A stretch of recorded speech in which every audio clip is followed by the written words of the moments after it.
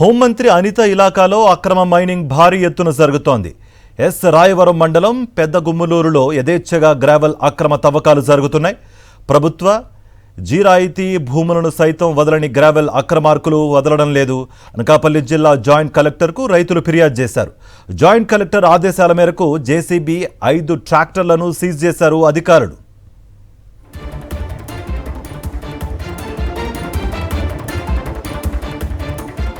యువతుల ఫోటోలతో honey trap చేస్తున్నాడు సాంబశివరావు అనే యువకుడు.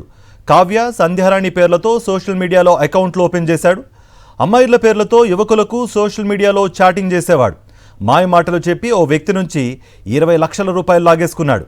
అన్నపరెడ్డి సాంబశివరావు అనే యువకుడిని సైబర్ క్రైమ్ పోలీసులు అరెస్ట్ చేశారు.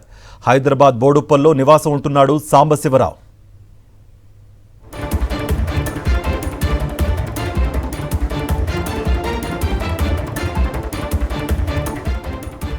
ఈదురుగాలులతో కూడిన అకాల వర్షం పార్వతీపురం మన్యం జిల్లాలో తీవ్ర నష్టాన్ని మిగిల్చింది. జీఎమ్మ వలస మండలం చినతోలు మండలంలో గాలివాన ధాటికి 30 రేకుల ఇళ్లు పూర్తిగా ధ్వంసమైపోయాయి.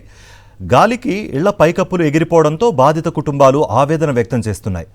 కురుపాం, గుమ్మలక్ష్మీపురం మండలాల్లో పలుచోట్ల చెట్లు, విద్యుత్ స్తంభాలు నేలకొరిగాయి. నిన్న రాత్రి నుంచే విద్యుత్ సరఫరా నిలిచిపోయి ప్రజలు తీవ్ర ఇబ్బందులు ఎదుర్కొంటున్నారు. నష్టం అంచనా వేసి అధికారులు సహాయక చర్యలు చేపట్టాలని, ప్రభుత్వం తమను ఆదుకోవాలని బాధితులు కోరుతున్నారు.